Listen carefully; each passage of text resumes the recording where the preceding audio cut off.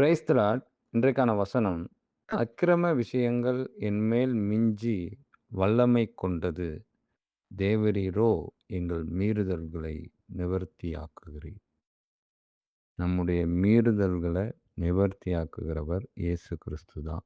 அவர் மாத்திரம் தான் நம்முடைய பாவத்த, நம்முடைய மீறுதல நிவர்த்தியாக்க முடியும், விடுதலை பண்ண முடியும். முதல்ல பாவம்னா என்ன? பாவம்னு நாம எத நினைக்கிறோம்? நெறைய விஷயங்கள நம்ம பாவம்னு நெனைக்கிறோம்.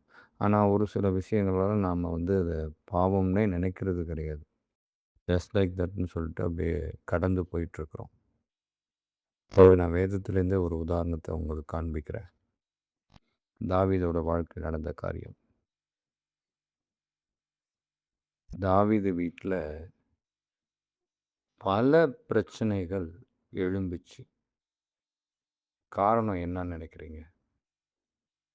தாவீது ஆண்டவரோட எந்த அளவுக்கு நெருக்கமா இருந்தாருன்றது நம்ம எல்லாருக்குமே தெரியும். ஆனா, தாவீதின் குடும்பத்துல நடந்த ஒவ்வொரு விஷயத்தையும் நீங்க நோட் பண்ணி பாருங்க. தாமாருக்கு நடந்த கொடுமையா இருக்கலாம்.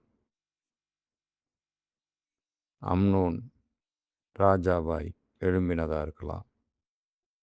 அப்சலோம் தாமார் பிரச்சனையினால அம்னோனை கொன்றதா இருக்கலாம்.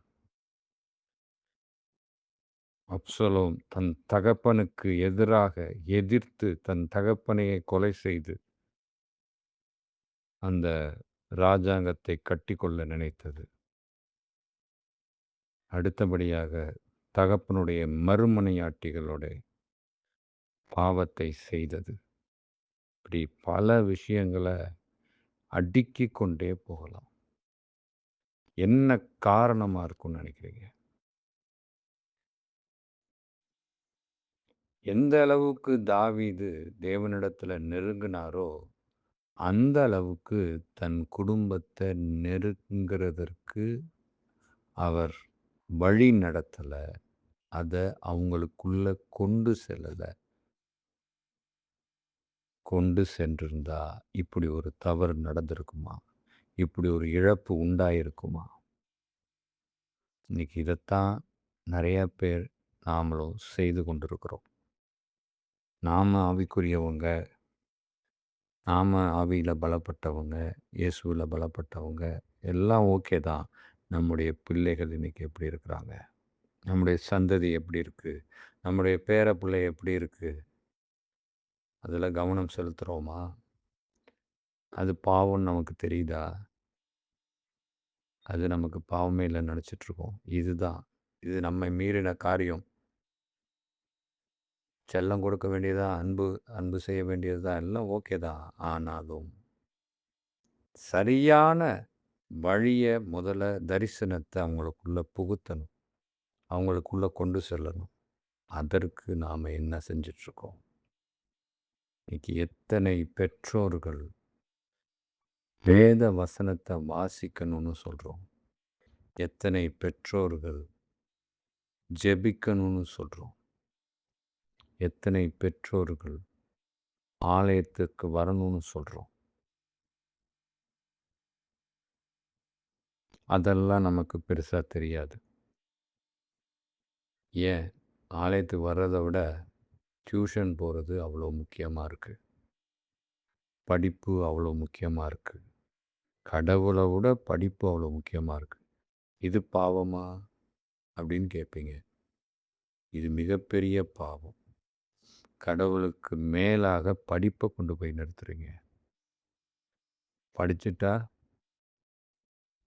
வாழ்க்கையில முன்னேறிடலாம் அப்படின்னு நினைக்கிறீங்கன்னா, முன்னேறலாம். பட் இயேசுவுல முன்னேறலைன்னா, ஆத்துமா நஷ்டமாயிடுமே. உலக பிரகாரமா முன்னேறி என்ன பிரயோஜனம் இருக்கு? இயேசுவுல முன்னேறும்போது, உலகத்தின் வாழ்க்கையிலும் முன்னேற்றத்தை ஆண்டவர் கட்டளையிடுவார். அதே நேரத்தில் ஆவிக்குரிய வாழ்க்கையிலும் ஆண்டவர் கட்டளையிடுவார். ஆனா, இதெல்லாம் பாவம்னே நமக்கு தெரியாம செய்து கொண்டிருக்கிறோம். இத நாம முதல்ல உணரணும். இது நம்மை மேற்கொண்டிருக்கிறது. அதுதான் அந்த வசனம் சொல்லுது. இந்த அக்கிரம விஷயங்கள் இயேசுவ பின்தள்ளிட்டு, முன்ன கொண்டாந்து படிப்ப கொண்டாந்து வச்சுட்டு, மற்ற காரியங்கள முன்னாடி கொண்டாந்து வச்சுட்டு, இத பின்தள்றது. நீங்க வேதத்துல எடுத்து பாருங்க. ஒவ்வொரு ஊழியக்காரர்களுடைய பிள்ளைகளும் விழுந்து போயிட்டாங்க. யாரும் நிலை நிற்கல. மோசேயோட பிள்ளைகள பத்தி ஏதாவது வேதத்துல அதிகமாய் பேசப்பட்டிருக்கிறதா? இல்ல. சாமுவேலோட பிள்ளைகள பத்தி வேதத்துல அதிகமாய் பேசப்பட்டிருக்கிறதா? இல்ல. ஏலியின் பிள்ளைய பத்தி பேசப்பட்டுச்சு. ஆனா ஏலியின் பிள்ளைகளுடைய நிலை என்ன? கடைசில என்ன நடந்தது? கிறிஸ்தவர்களுக்கு அது தெரிஞ்சிருக்கும். என்ன நடந்துச்சு? ஏலிட்ட ஆண்டவர் வார்னிங் குடுத்துட்டே இருக்கிறாரு. பசங்க பண்றது சரியில்ல ஏலி. கண்டிச்சு திருத்து அப்படின்னு. இவரும் சொல்றார். ஆனாலும் கேட்கல. சொல்ற விதத்துல சொல்லியிருக்கலாம். நான் சொல்றது அதுதான். எப்போ அந்த சிறு வயது முதலே ஆண்டவர கொடுத்து வளர்க்காம, நல்லா வளர்ந்த பிறகு கொண்டு போய் கொடுத்தா, அது எப்படி ஏற்றுக்கொள்ளும்? சின்ன வயதிலேருந்தே ஊட்டி, ஊட்டி, ஊட்டி ஆண்டவருடைய அந்த அன்ப வளர்த்திருந்தா, அந்த பிள்ளைகள் கேட்டிருக்கும். அது பாதுகாக்கப்பட்டிருக்கும். ஆண்டவருடைய பிள்ளைகளாய் மாற்றப்பட்டிருக்கும். ஓப்னி பினகாச சொல்றேன். இப்படி பல உதாரணங்கள நாம பார்க்கலாம். காரணம் என்னன்னு நினைக்கிறீங்க? வளர்ப்பு தான். அர்ப்பணிப்பு தான். நாம ஆவிக்குரியவங்களா தாய் தகப்பனா இருந்து பிரயோஜனம் இல்ல. பிள்ளைகள் மாற்றப்படணும். பேர பிள்ளைகள் மாற்றப்படணும். ஒவ்வொரு தாத்தா, பாட்டிகளும் இதை தெரிந்து கொள்ளணும். படிப்பு முக்கியம் தான். முக்கியம் இல்லன்னு சொல்லல.